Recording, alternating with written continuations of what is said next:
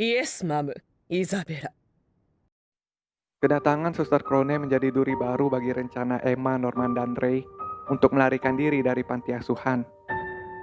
Terlebih, Suster Crone ditempatkan di kamar yang posisinya gampang untuk mengawasi seluruh pergerakan di dalam panti asuhan. Petang itu, Emma, Norman, dan Ray bertemu di perpustakaan untuk mendiskusikan situasi baru tersebut. Namun menurut Ray, kedatangan Carol dan Suster Crone merupakan sumber informasi baru yang bisa memberi mereka keuntungan.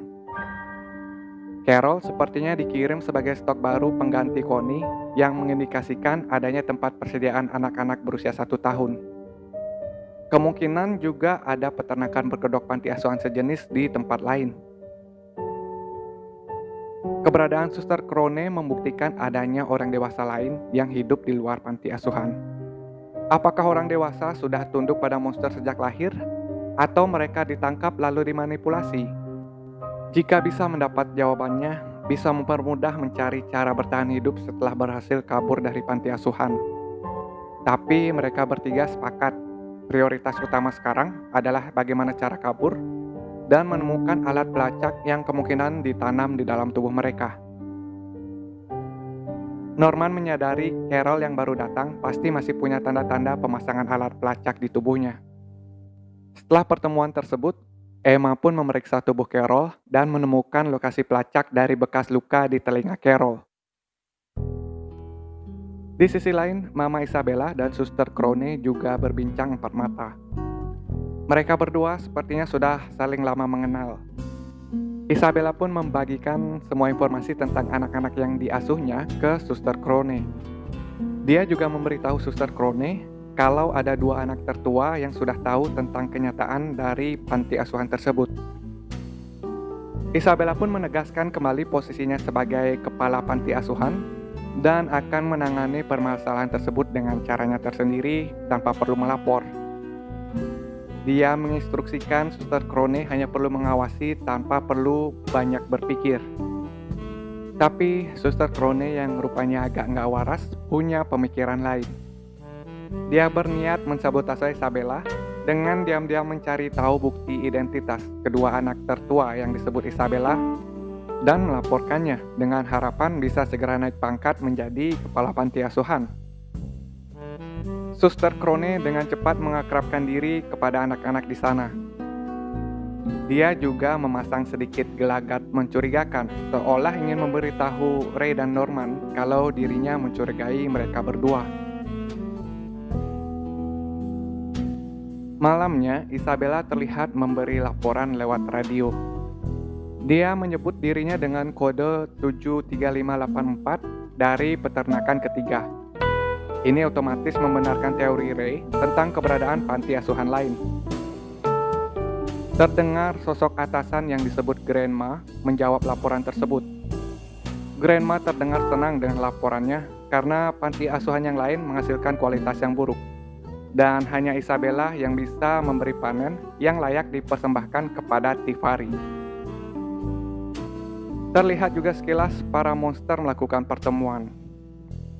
Para monster ini selain punya kecerdasan, ternyata juga cukup beradab, di mana mereka punya sistem kasta dan juga punya sosok yang dipuja seperti manusia memuja Tuhan. Tifari sepertinya merupakan individu yang paling istimewa di antara mereka. Keesokan harinya, Emma memberitahu Ray dan Norman tentang temuannya. Berdasarkan itu, Ray berkesimpulan kalau fungsi pelacakan di dalam tubuh mereka tidaklah begitu detail. Karena jenis alatnya belum diketahui dan adanya kemungkinan alat tersebut punya sistem alarm ketika dihancurkan, maka diputuskan untuk menanganinya saat mendekati hari kabur. Ray meminta Emma dan Norman untuk menyerahkan masalah itu kepadanya. Untuk persiapan kabur, mereka berencana melatih anak-anak yang lain dengan Emma sebagai pelatih fisik dan Ray dan Norman yang mengajari strategi berpikir. Guna mencegah kepanikan, mereka menyamarkan latihan tersebut sebagai permainan kejar tangkap yang lebih serius, dengan Norman yang akan menjadi pengejarnya. Di hari pertama latihan, nggak disangka Suster Crone menawarkan diri ikut bermain sebagai pengejar.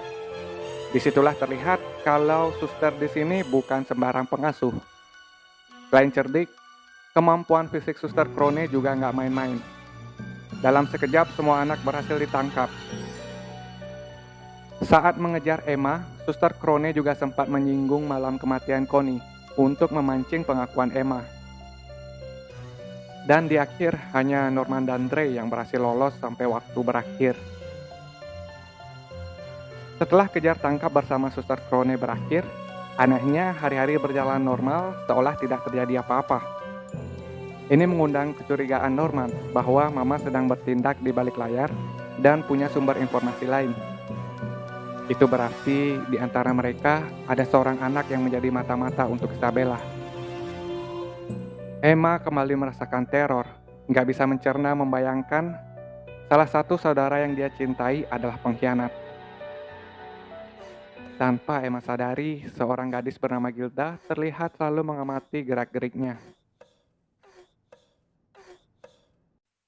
Domo minasan guys, welcome back di channel Osaberi Chitchat. Ketemu lagi dengan saya Daisuki.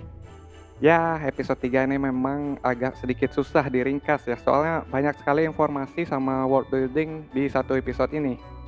By the way, setelah nonton ulang, saya jadi sadar banyak banget detail lucu yang terdapat di anime ini ya. Contohnya kayak di awal episode 3 itu, ada bocah yang modar karena kena tendang bola sama bocah yang lain, minasan guys. Tuh lucu banget kelihatan tuh. Dan saya juga nyoba nyari-nyari apa sih nama kelainannya yang dialami Suster Krone. Kan dia suka ngomong-ngomong sendiri ya sama boneka gitu ya. Tapi nggak nemu di Google. Kalau minasan guys tahu mungkin bisa tulis di kolom komentar ya. Tapi kalau ternyata yang dialami Suster Krone itu bukan penyakit ya, saya mohon maaf ya karena saya bilang dia agak nggak waras. Soalnya setelah baca-baca lagi, memang ada orang dewasa yang masih suka ngomong sama teman imajinasi. Dan itu katanya sih normal. Sama aja contohnya kayak penulis yang suka ngomong sendiri sama karakter ciptaannya. Atau mungkin kalau saya kasusnya, waktu saya bersihin motor itu sambil gosok-gosok ya kayak ngomong sendiri ya di dalam hati sama motor itu. Well, sangat sekian dulu untuk Osaberi kali ini. Kalau kalian menikmati konten ini, silahkan di like dan subscribe channelnya.